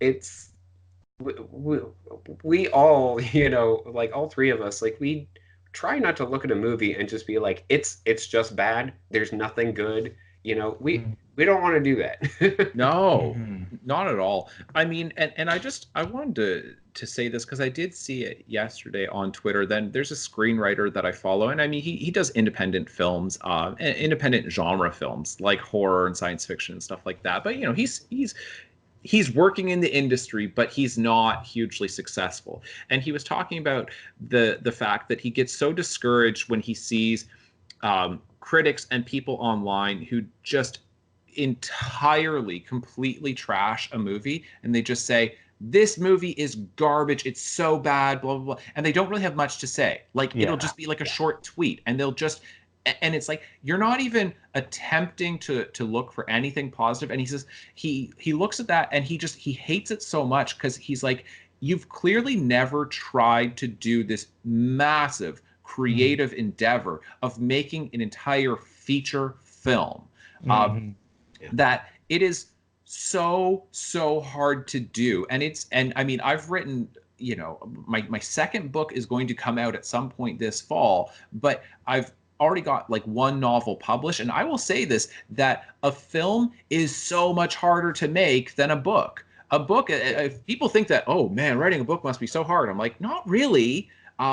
You know, I'm not saying that it's easy, but it's not that hard compared to a film. A film costs insane amounts of money. You have to have so many people who are all committed to this thing, where the crew behind the scenes, whether you're talking about producers and getting financing in order, and then the screenwriters, and then the casting director and costume design and lighting and sound design and camera crews, and like getting the sets together, and then all of that working together, and then all of the editing that goes into it, that even if there are aspects of a film that are really like, you know, problematic or troubling, or just they're ineffective, you know, the execution just wasn't right, that you can still look at it and say, but man, that was an ambitious thing that they took on, and this worked really well, and this worked really well. Because you can absolutely find that in almost anything. Then you can find at least sequences that are working really well. Because it is one of the most, film is literally one of the most complex creative tasks that human beings engage in. Like it's hard to find anything that involves as much as a film does, because then you've even got music that gets incorporated into it, because it's visual, it's writing, it's acting, it's music, it's technical stuff. All of these different things are kind of individual arts. They all are working together in a film, and that even with having issues with either story or plot or execution or whatever, I still look at it and I'm just like, there is still some good in these movies that have kind of got some problems. Especially like when Dark Phoenix came out, especially like everyone was hating it. Like everyone hated it so much. I haven't seen it either, and I love X-Men. So I saw it, when I saw it, I was like, I don't get why everyone hated it so much. Like I didn't think it was nearly as terrible as everyone was saying. Some people were saying it's the worst X-Men movie. I'm like, are you sure you've seen X-Men Origins, and are you sure you've seen X-Men The Last Stand? Because it was way better than either of those movies. Like, that's great. We oh man, Nathan, we have to watch that movie, and then we'll we'll do a proper review of it. Because we did an X-Men podcast, right? I'm like, wait, did we do a podcast on this? It's terrible. But yeah, no, we should do that. We should do that. But yeah, with Kingdom of the Crystal Skull, I really do feel that if they were going after a specific object in the kingdom, then it would have been, you know, much more interesting. Like, you don't, even if it had been, you know, alien, then it could have still been like some type of alien weapon or alien power source that they were going after. Rather than just like, oh, this crystal skull clearly means that there were aliens. Let's go find out where the kingdom is. That's it. They're just trying to find out where they are. I know, that's what I'm saying is I'm like, why are they trying to find the city? Because, right? That seems to be the answer. And like, it's so silly. I look at this thing and I'm like, it's basically like if you wrote this thing as a comedy, I think it'd work really well. It's like, guys, Yeah. this skull is magnetic. Think about what the femur must do. You know, what about the clavicle? Like, if we find the full skeleton, boy, I'll tell you, we're really going to be cooking with gas. We're going to be able to do all kinds of stuff. Yeah. And the whole movie was literally them returning some guy's head. Yeah. Like, that's the movie. It's like, there you go. And it's like, thank you. Now we can return to our other dimension, not on a planet. Yeah. Like, Yep. oh my goodness. Yeah. But I will. Okay. I do want to really say that there is good there. That it's. I think that they did a really good job of attempting to pass on the mantle of Indiana Jones to Shia LaBeouf's character. Like, I don't like Shia LaBeouf, and I don't want him to be Indiana Jones, but I think that they did it in the right kind of way. Yeah. Where it's like, he goes on the journey with Indiana Jones, and then it's sort of like, oh, yeah, now Indiana Jones is done with his adventures, but there's somebody else who's going to go on similar adventures. And I think that that's sort of like that's in my opinion a good way to I think like look, it's not going to be another Indiana Jones. Like, it's just not. No. I don't want them to call it Indiana Jones if it does follow Shia LaBeouf's character. Like, I know that that's not going to happen, but I'm just saying, like, if they were to do that, then I wouldn't want him to just take on the name Indiana Jones. I'm not saying that. Yeah, Luke, go for it, and then I'll comment on it. But I think that how they should have had it was like, if you're gonna pass on the torch of Indiana Jones, have it where like Indiana Jones is like just kind of like walking out like he does at the ending of the wedding or something like that, and then there's just some kid and he's like, wow, it's Indiana Jones, and he says it to Indiana Jones, and he's just like, and then like the kid is like, oh my goodness, I really want to be you and do what you do, and then like I would have Indiana Jones be like, well, don't be me, be someone else, be someone like, be your own person, and then they're like, and then like maybe you can make a new movie that comes out and it's following some person who is just going on these adventures and is doing their own stuff, trying to be their own person, and then like maybe you reveal like that it's the same kid who like was talking to Indiana Jones that day and like heard that and was like, okay, I'm gonna do my own stuff and I'm gonna be something different. And you can maybe like, it doesn't have to be like the exact same stuff as Indiana Jones does as well. Like, it can be like something else, like I don't even know, but he could be doing something somewhat different as well. And then maybe he's a paleontologist. Yes. Yeah. We've got to get this T-Rex skull back to the skeleton. Ross Geller from Friends could be the next Indiana Jones. That comes up, Friends. He's like, I am like Indiana Jones. And that's what I'm saying is, a guy over a certain age believes that he is. He's like, no, Ross, you're not. You're the complete opposite. Yeah. So, okay, this maybe probably 100% has to do with the fact that I'm a professor now. But I'm going to say this. No, Tyler, that kid's a dropout. He doesn't get to be an archaeologist adventurer. He's a dropout. He's a bum. You need to have somebody who's interested in books, in research. This kid doesn't want to spend any time in a library. He literally takes a motorcycle through a library. That's not where it belongs. I've forgotten some of this. No, like, and that's a whole thing in the movie. It's like, hey, you like at first, and Indiana Jones has no issue with him dropping out. He's like, hey, it's your life. You do whatever you want. And then the second he finds out that it's his son, the first thing that he does is he's like, like, you let him drop out of school, you've got to go back to school. And there's this whole funny thing of, if it's my kid, and that's what I'm trying to say about Indiana Jones, is that his day job of being a professor, he is an academic. He is a researcher. And the only way that he is actually good at being an adventurer is because it's like 98% book work.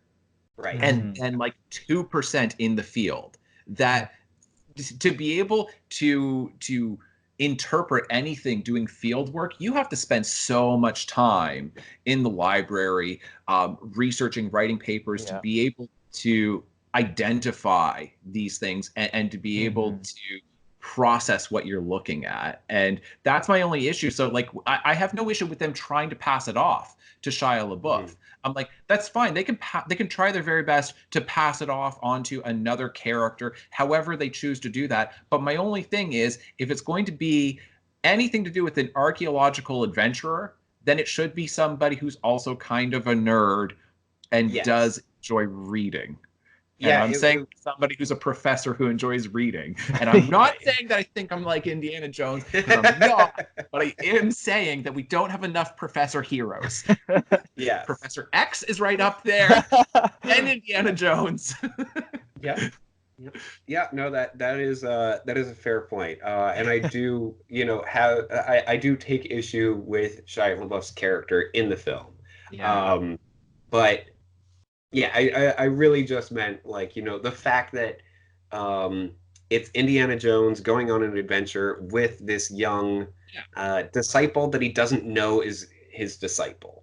Who I like that too, but it's a little bit too much like Short Round 10 years older. You know what I mean? Or like 15 years older. It's just like this kid has no business being here. If it was a dweeb who's maybe some kind of like RA, like a research assistant, or a TA, a teaching assistant, who's helping Dr. Jones, and then it's like they're not great in the field, but they're kind of learning how to apply all of their book smarts to practical archaeology. I would like that, but instead it's so I do like part of the attempt there of get a protege, have him kind of come along. He's not as good at this clearly as Indiana Jones is, but he's learning. But and he has to have like his own unique thing that makes him better at a certain task than Indiana Jones. That's the one thing that's like really missing is he needs to have something where Indiana Jones learns from him and he goes, oh, how'd you know how to do that? What, you don't know how to do that? Like, like just like a quick little moment like that. 100%. Yes. And then all of a sudden it's like, yeah, you know what, you should take over because you can clearly do some things that I never could. That I never can. So yeah, that's I totally agree. Yeah. Any final thoughts? Okay, for final thoughts, Indiana Jones 5. Yes. Yeah, because it's a perfect place to end the discussion. Yeah. So has Harrison Ford been confirmed for it? Let me double check. Okay. Yeah, I'm on board to see it. I'm not going to be running to the theater on opening day. I've been burned that way before. 3 times. Yeah, I will wait for the reviews to come out before I go see it in theaters. I don't believe you. Oh man. But yeah, I'd like to see it. I do want to see more adventures with Indiana Jones, but I do want to see, more history, more mythology being explored, and different history as well. That there are a lot of ancient cultures, and it would be ancient civilizations, and it would be fun to explore some of those. Yeah. Yeah, I totally agree that getting into other civilizations and other mythology, I think, would be great. And the thing is that I don't like is the two films that work best. I think that audiences would generally agree the two films that work best. They both have to do with Judeo-Christianity. And so certainly with Raiders of the Lost Ark, then whether you're Jewish or whether you're Christian, then you look at that and you have got some kind of sense that this is a historical item that you're talking about that also has great spiritual importance. And then with the Last Crusade with the Holy Grail, then Christians would all acknowledge, there was a cup. Now, whether that cup was imbued with magical properties or not, I think really depends on your view of relics. And I would say Protestants would say no, it doesn't have any powers at all. But so I'm like, but the two films that work best deal with Judeo-Christianity, and then the one like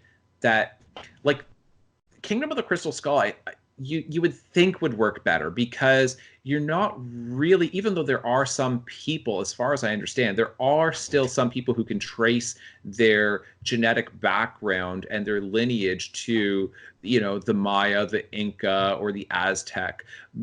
But these cultures have not survived. It's not like you're dealing with North American Aboriginal groups where they still have tribes and they still have their language and they still have their belief system to some degree. It's that so I'm saying you're not appropriating a culture and then just clumsily stumbling through it and making huge errors the way I think they do, I think in part in The Last Crusade, but certainly with Temple of Doom.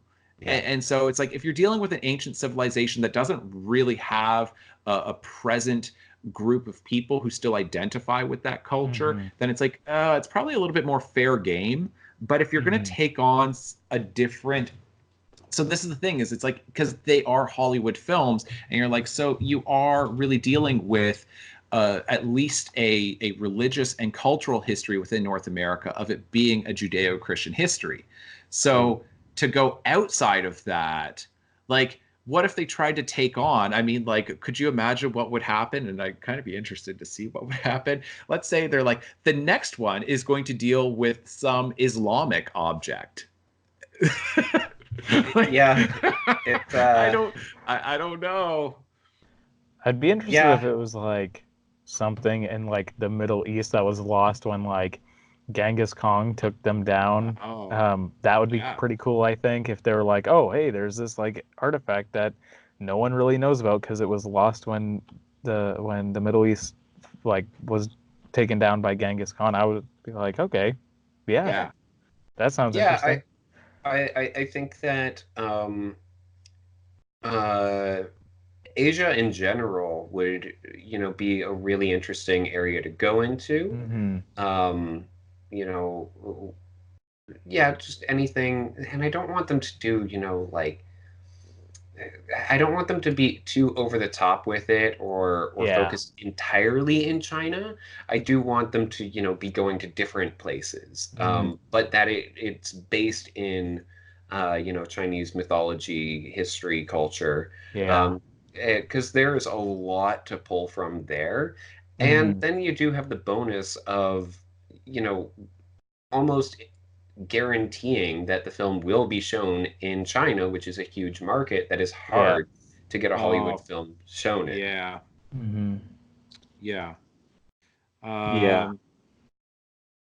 Trying to get an answer to the question of, is Harrison Ford, like, has he committed to this? As of right now, then it just looks like it is Untitled Indiana Jones Project 2021. All right. Let me see if I can get a little bit more information on this. I mean, I think from a business standpoint, having it deal to some degree with Chinese mythology and history could maybe be a really good decision. The communist Chinese government is, they have erased a lot of Chinese history. With the Maoist revolution and the Cultural Revolution, then they just erased a lot of their history. Anything that challenges really the Communist Party of China and their principles. And so I don't know. I think because there's some of it that they still do really turn to. But as far as I understand, what they do within Chinese cinema and television is it all still has to be approved by the state. And so I think they're twisting or they're framing, at the very least, they're carefully framing some of their cultural history in film in order to fit with the principles of the Communist Party of China. So that way it's not challenging that established order. so to me, and from a business standpoint, okay, basically, I think there's two different ways of looking at this. From a business standpoint, absolutely kowtow to the Communist Party of China, so that way you can make a buck, so then you can get it released there, and then you're going to make some money and basically do whatever they want you to do and make it palatable to a North American audience. Because from a business standpoint, that's the right decision, because that's how you're going to, you have a fiduciary responsibility to turn a profit. So that'd be the way to do it. From a creative aspect, I've got basically two giant middle fingers. I don't care if it offends your communist principles. I'm going to make the movie that I'm going to make. And I know that I would not be welcomed in China, in part because I have that attitude, which is, no, an artist doesn't care if he offends you politically. And an artist, we shouldn't be making movies that are safe and are inoffensive and, just whatever the government tells us to do, we'll tell that story to promote their own political agenda. Right. No, that's the opposite of what artists should be doing. Yeah. We should not be propaganda machines. Triumph of the Will with Leni Riefenstahl in Nazi Germany. It's get the best German director, and then I want you to make a movie that makes it seem like the Nazis are incredible. And he's like, I don't really want to do this. And it's like, do it. So then he does it, and you're like, oh, it's a pretty damn good movie, but that's pretty disturbing that that's how it worked. That we shouldn't be propaganda machines. So that'd be my attitude. I think that one thing that I think would be really interesting to explore would be Greek mythology and not and not in because Greek mythology obviously has been portrayed so much on film, but if you do something different with it, because for one thing, audiences really all over the world are going to recognize the mythology to some degree. Yeah. And if you make it grounded and then you do the exact thing that Indiana Jones films should do, there's a lot of exaggeration, and a lot of this with the mythology is probably not true, but what if part of it is true? What if this artifact is real? And what if it does have some powers? Then you're going to an ancient part of the world, and because ancient Greece, and specifically what I'd be interested in is if you take ancient Greece before Christianity arrived, because ancient Greece was at its peak just before Christianity arrived. And so you take this, maybe around 200 BC or something like that. Let's say shortly after Alexander the Great. Alexander the Great went all over Asia, right? All over Asia, went all the way to the Himalayas, throughout Europe, right? It's the Greek Empire spanned most of the world, including getting into parts of North Africa and all of that. So you're talking about 3 different continents, and throughout the Mediterranean. So then you've got all these different settings that are opened up to you. But like I say, you should do it pre-Christianity within Greece. So then you're not doing another Christian story. Yeah. Yes. It's still a Western story that Western audiences will recognize and understand, but you're not then taking this biblical story, because I think that that's going to turn off a lot of audiences anyway. You're going to turn off people who are not believers, and you're going to turn off people who are believers. Yes. Christians are going to be like, stop doing this, you're ruining the story. And then people who don't believe in this, they're like, oh, so you're saying God is real? And so right. I think ancient Greek mythology is the logical place to go. Yeah. Or Roman mythology could work as well. No, that's I would say that would be definitely one of the top picks. You've also got Egypt, but I don't know, I feel like once you Egypt's get into not bad. Yeah, it's and it does it works in the same general era as as the Ark of the Covenant. And it would be kind of interesting to see, just to see something like that. But I feel like anything in the Middle East, although there is a ton of history there, but I feel like anything to do with the Middle East is going to automatically get a pass, like just a no from any studio exec, because they're going to say we don't want to deal with that, at the moment. Yeah, it's hard to say. Mm-hmm. Yeah, because there's so many different empires. Whether you're talking about like the Syrian Empire, like or the Babylonian Empire. I mean, like you look at, I mean, like, and there have been things like this. I mean, if you look at the film that I just, every time I watch it, I continue to be amazed. 300, you know what I mean? Which is just like the ancient Greeks against like, the Persian Empire coming after them. And it's just like, I don't know, the Persian Empire is pretty cool. Like them and the Greeks and all of that as like, I don't know. But yeah, I think you could do something with the Middle East as long as it's mythology, predating Islam, then I think you'd be okay. Yeah. And that's why I'm saying like ancient Greece would work as well as long as it's predating Christianity's influence in ancient Greece. Yeah. Right. Yeah. That I just think stay away from contemporary religions. That's basically my point. Don't take on Islam, don't take on Christianity or Judaism or Hinduism or Buddhism. Just please don't take on any of those things. Go back older with stories that we still know.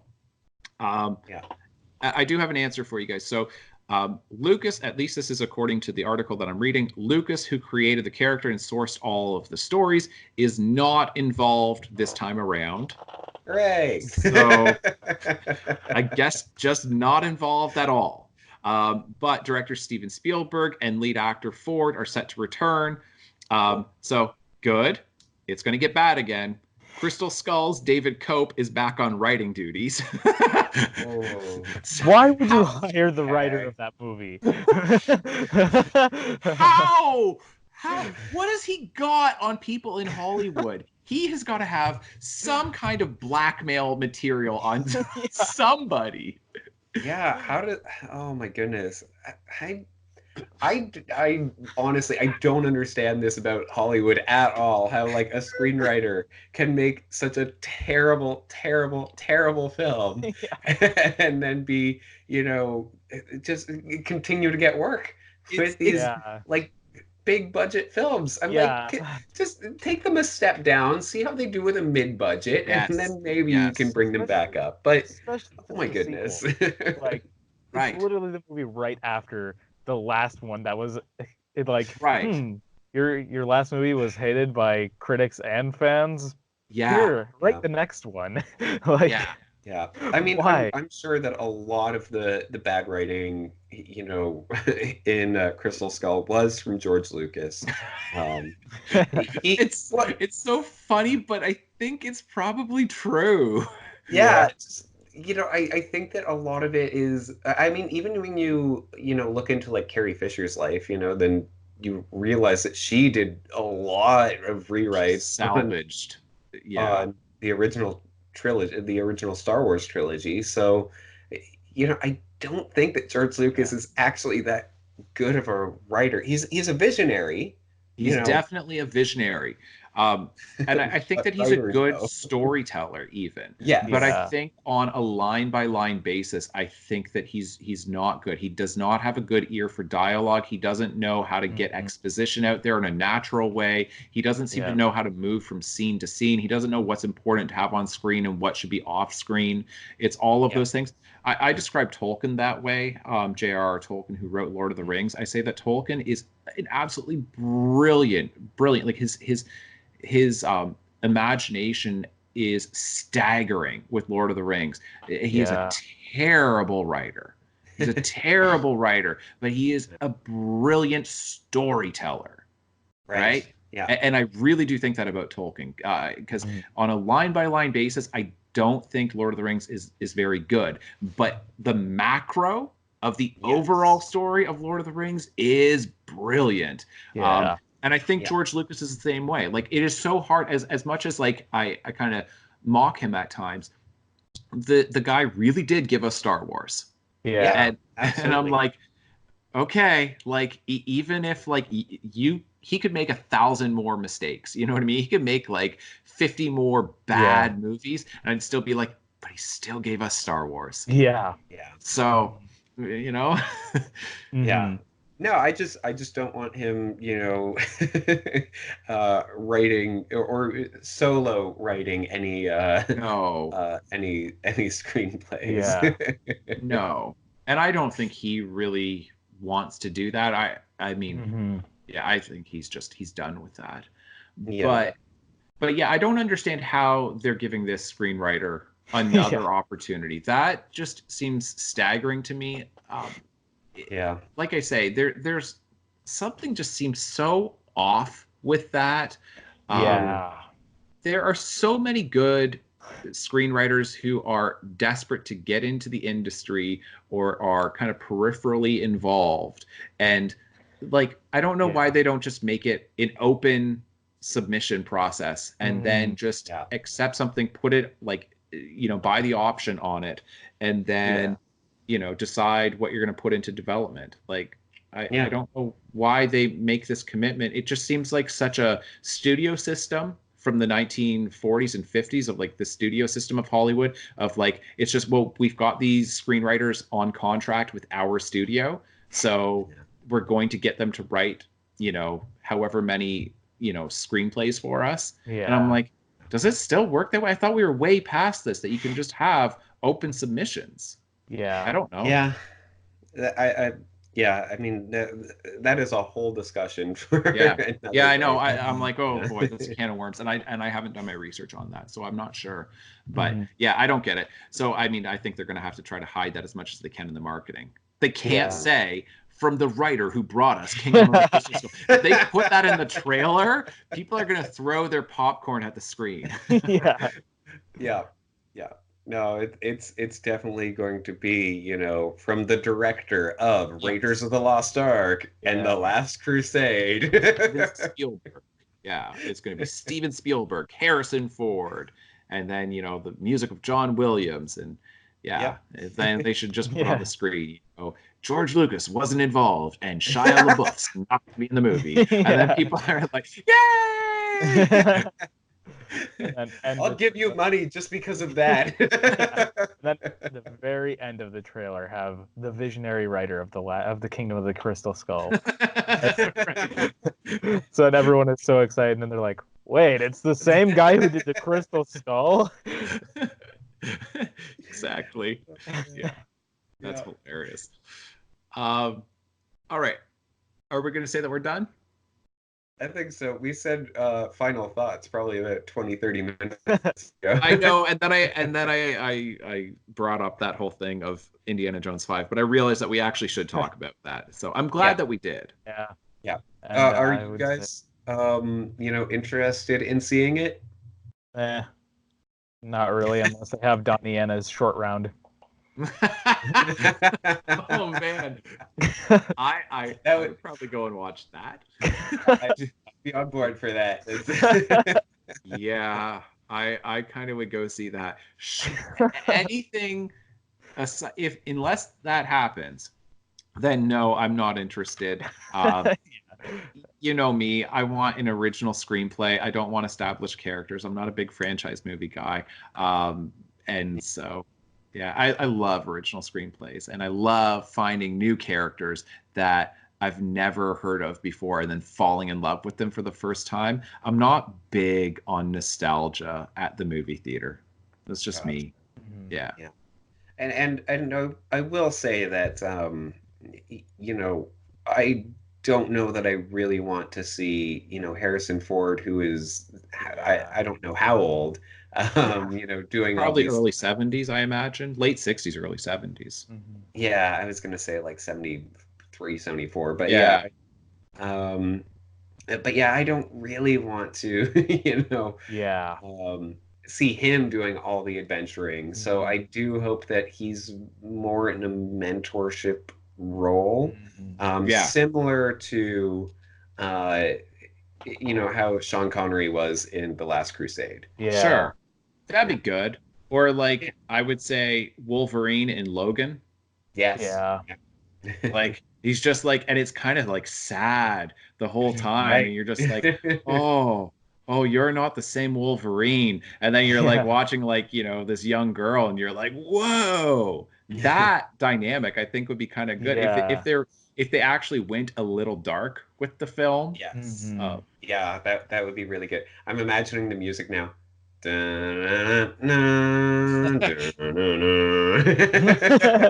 Just slower, just like downbeat. Him in the Those, retirement home. Yeah, the Yes. piano. Him with the walker. Save me that pudding. Yeah, that's right. Can I make it to the bathroom in time? Who knows? Just take out the whip and get the pudding from with the whip. Then just bring I it would to like, yeah, that'd be good. I would appreciate that. And then he's mentoring the entire time over Skype. He's just like, yeah. come on, kid, you gotta reach for it. Climb that wall. Just, You've got the screen turned the other way. I can't see. Yeah. no, man, that's exactly what would happen. Oh, all right. So if it's anything like that, if it's super dark, or if he's really old and decrepit, or if it's got Donnie Yen as Short Round, if it's any of those things, I will go and see it. Otherwise, I'm sitting it out. Gotcha. Yeah. All right. Well, we're gonna say that we're done.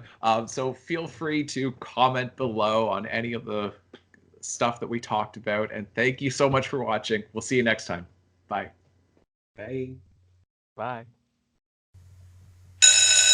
Ignore the bell, people. We're gonna keep going. We're still ignoring it. Don't worry. I don't know what that. I think that's the fire drill. All right. We're gonna go home. Yeah. All right. We're done.